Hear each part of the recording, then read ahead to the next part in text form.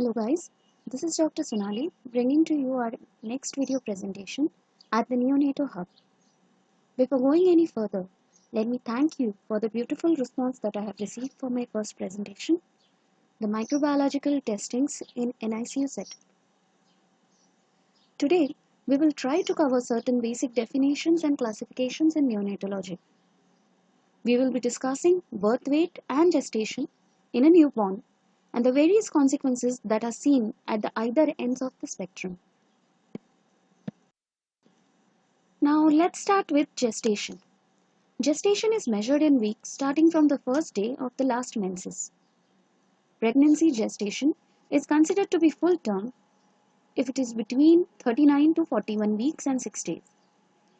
We'll be further seeing the classification of term baby also as per the latest recommendations. Now, infants born before 37 weeks are considered to be premature, and the infants who are born 42 weeks or later are considered to be post-mature. Now, as we have seen, preterm babies are the ones who are less than 37 completed weeks. The term babies are 37 to 41 and 6 days. And post-term babies are 42 weeks or more. As per the latest guidelines by the ACOG, that is the Committee of Obstetric and Gynecologists, and SMFM, term babies now are further classified as early term, full term, and late term. Now, as we saw, between 37 weeks to 41 weeks and 6 days, we have term. So, the initial 37 weeks to 38 weeks and 6 days is classified as early term. Between 39 weeks to 40 weeks and 6 days, it is full term. And between 41 weeks to 41 weeks and 6 days, it is the late term. Now, this is a slide which is showing the new Ballard scoring system. Now, the difference between the old and the new Ballard scoring is, as you can see in the new Ballard scoring, the score is as low as -10. That is, we can have the approximate gestation of baby who is as small as 20 weeks of gestation. Now, new Ballard scoring system is a topic altogether different, so I'll be covering it in next presentation. Today, we'll just be brushing up what are the basic parameters in the Ballard scoring. So as we can see, the two parameters are physical maturity and the neuromuscular maturity of the baby. The scoring of these two parameters are totaled up, and this score gives us the estimate gestation, gives us the approximate gestation of the baby. Now we'll be seeing this in the physical maturity criteria of the new Ballard scoring system includes the skin, the lanugo, that is the body hair of the baby, the plantar surface, the breast, eyes or ears, and the genitals. The scoring is from -1 to 5, and the total of this score has to be taken. The next, coming over to neuromuscular maturity criteria. This includes the posture of the baby, the square window, arm recoil, popliteal angle, the scarf sign, and heel to ear. This has to be elicited in the baby. In my next presentation on the new Ballard scoring, we'll be discussing how to elicit these signs to get the approximate gestation of the baby. Now, what are the signs of prematurity? First is the body hair, that is the lanugo. As we have already seen in the scoring system, this is one of the components of the physical maturity. Then a premature baby will be having small scrotum, which is smooth, there are no ridges, and the testes are undescended. In a female infant, enlarged clitoris is a sign of prematurity. A premature baby has lower muscle tone, a less activity than the full-term infants. It has less body fat, the ear cartilage is soft and flexible, and the skin is shiny, smooth, thin, often it is transparent, so much so that in extreme prematurity, we can see the underlying veins through the transparent skin. Now, these babies have problems in breathing due to immaturity of lungs, that is the surfactant deficiency, also known as neonatal respiratory distress syndrome, or They may have pneumonias. They have problems in feeding due to difficulty in sucking or difficulty in coordinating between the swallowing and breathing patterns. Then they have abnormal breathing patterns. The shallow and irregular pauses in breathing, also known as apnea, it is termed apnea of prematurity because it is so commonly seen in preterm babies less than 34 weeks of gestation. Now, what are the possible complications in a premature baby? The first and the foremost thing that we need to be worried about is hypothermia in this baby.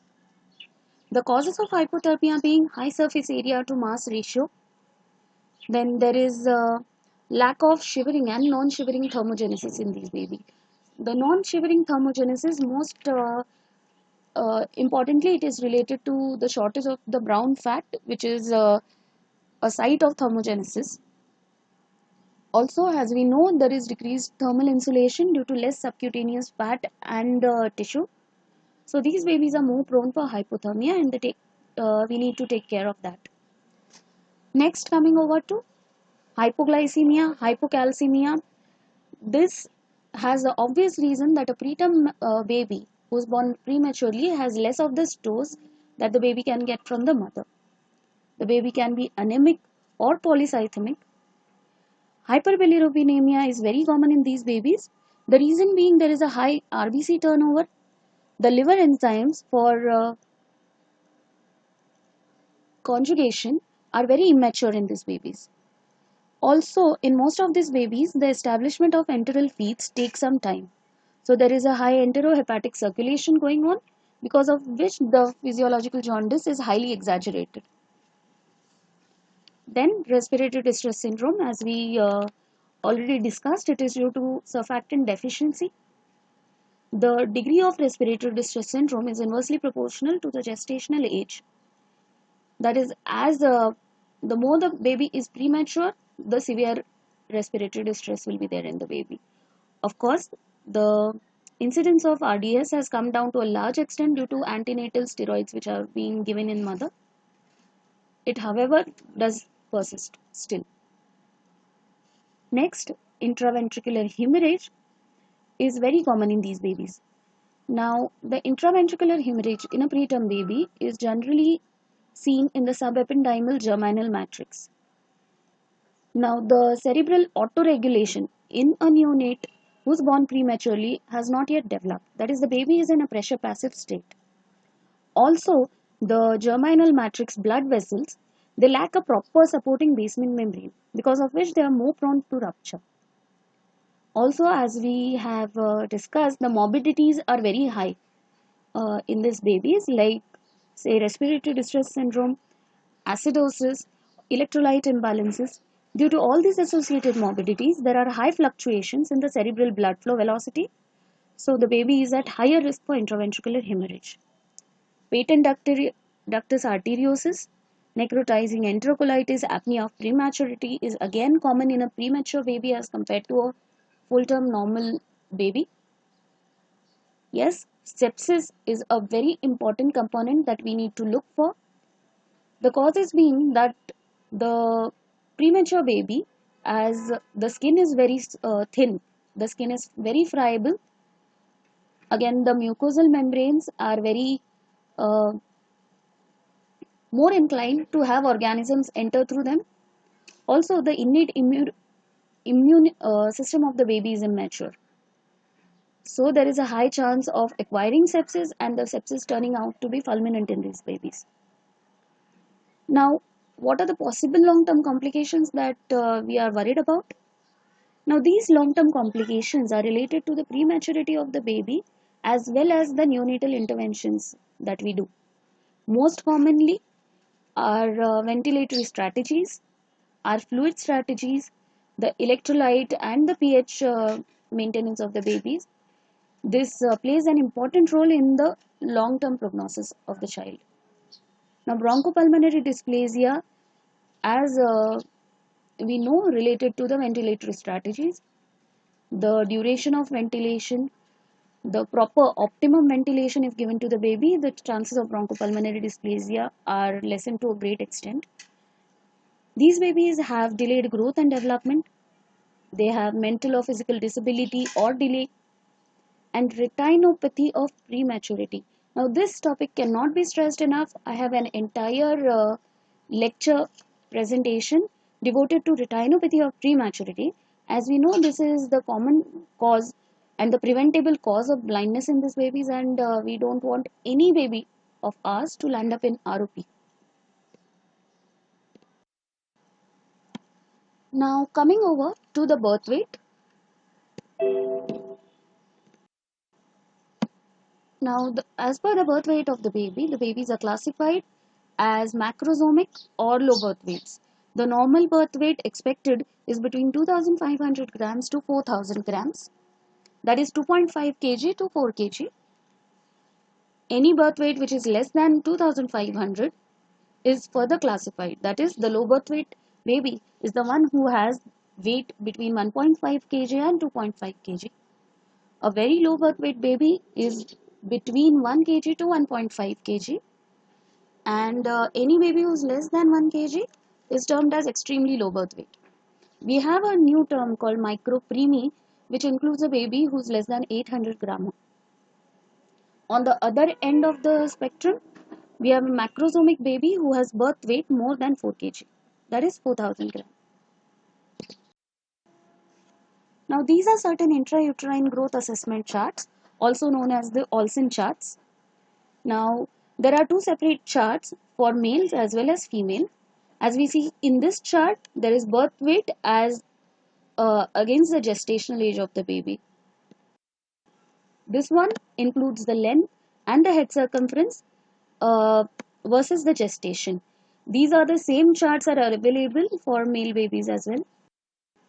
This is the one with birth weight and gestation, and length, head circumference, and gestational age. Now, these have to be plotted properly so that the intrauterine growth assessment can be done properly for the child. Now, there are some other important terminologies that we need to take care of. These are AGA, SGA, and LGA. Now, AGA, that is appropriate for gestational age, is when the weight of the baby at birth is 50th percentile of weight for that particular gestation. Coming over to the small for gestational age baby, these are the babies whose birth weight fall below 10th percentile for that particular gestational age. And the LGA babies, that is large for gestational age, are the ones whose birth weight is greater than the 90th percentile or 2 standard deviations above the mean for that particular gestation. These are generally the babies, that is the infants of diabetic mothers. We generally have them as LGA. Now, this is one of the slides which I have taken from the NNF teaching aids. As we can see, preterm, term and post-term are less than 37, preterm more than 42, post-term and the term which is the early term, full term and the late term are between 37 to 42 weeks.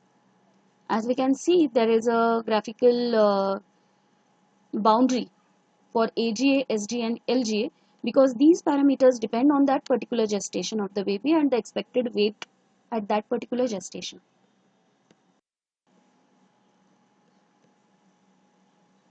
Now, the small for gestational age infants. These infants can be constitutionally small or there may be an evidence of intrauterine growth restriction. Now, intrauterine growth restricted babies further can be classified as symmetrical IUGR or asymmetrical IUGR. Now, these depends on at what point in the gestation are the babies affected. For the babies who are affected at the first trimester in the mother, turn out to be symmetrical IUGR.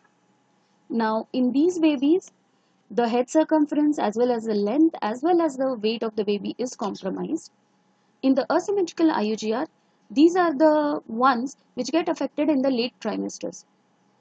Here, the head circumference and the length are not so much affected, but yes, the weight is affected. Out of the two, the better prognosis goes for a asymmetrical IUGR because as we said, the head circumference is not affected, so the brain development is not so much hampered as seen in symmetrical IUGR babies. The same thing that we have seen, symmetrical IUGR, that is the 33% of all the IUGR infants asymmetrical IUGR. Now here the weight, length and head circumference are all below the 10th percentile. Then asymmetrical IUGR make up to about 55% of the total IUGR babies that we encounter. Here the weight is below the 10th percentile, but the head circumference and the length are preserved. And approximately 12% of all the IUGR babies are of a combined type. Here the infants may have skeletal shortening, some reduction of the soft tissue mass.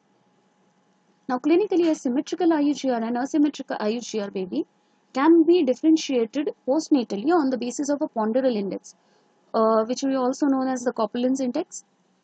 This is the ratio between the mass and the length cube of the baby. The mass is taken in kilograms and the length is in meters. So the ponderal index will be decreased in an asymmetric IUGR baby. However, it will be normal if the baby is symmetric IUGR. Now, these are some of the growth charts. Now, the growth charts for postnatal growth plotting of the baby are different for preterms and the term infants. Now, for a normal, healthy term infant, we can use the WHO growth charts. These charts are available.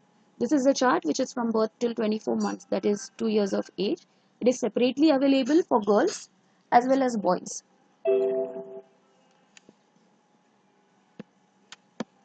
Now, as we can see, this is the chart which gives the head circumference for age and the weight for length percentiles. And this is the chart which shows the length for age and weight for age percentile. A proper plotting of the graphs in all the babies have to be done at every of the follow-up visits. This can give us an idea to growth deficit in the baby, and interventions can be done timely. Now, coming over to the growth charts for premature infants, the normative growth data are available for healthy term infants. However, data is limited for preterm infants during both hospital stay as well as the follow-up, that is the postnatal after discharge of the baby. The charts which are currently used for the growth monitoring in preterm infants are firstly the National Institute of Child Health and Development, that is NICHD charts, also known as the Erin-Cairns charts, and secondly the Fenton charts. Now the Fenton growth charts for preterm infants have been revised to accommodate the WHO organization, that is WHO growth standards, and it reflects the actual age instead of completed weeks in order to improve the preterm infant growth monitoring. Now we'll see the Fenton charts.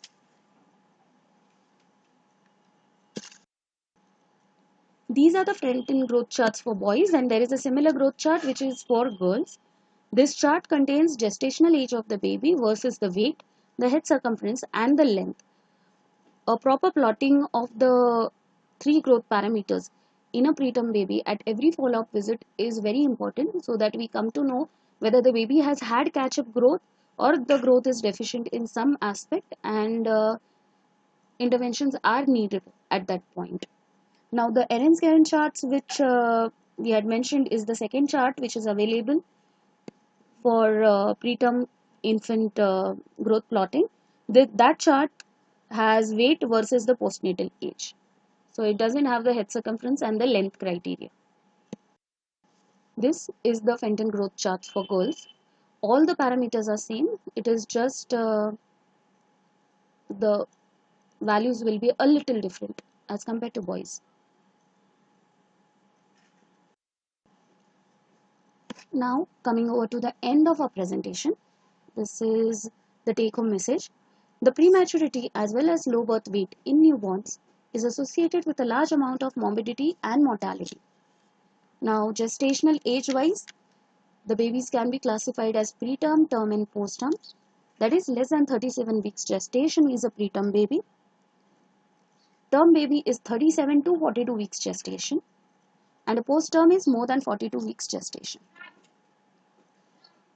And again, the term gestation classification, it comes to early term, which lies between 37 weeks to 38 weeks and 6 days.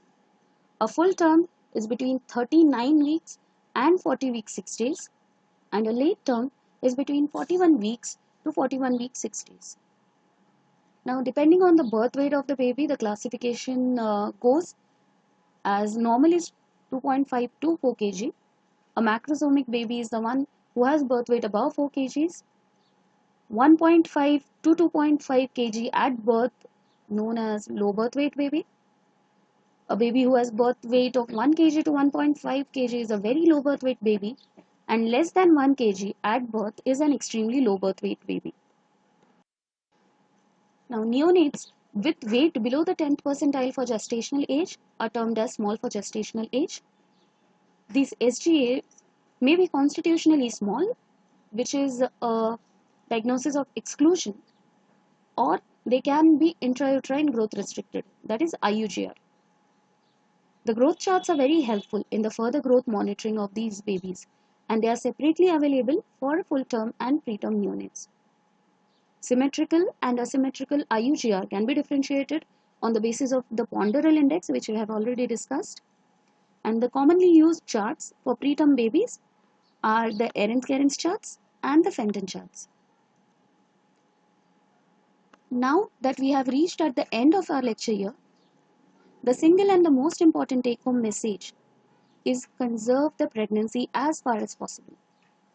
Nothing beats the optimum growth of a baby inside the mother's womb.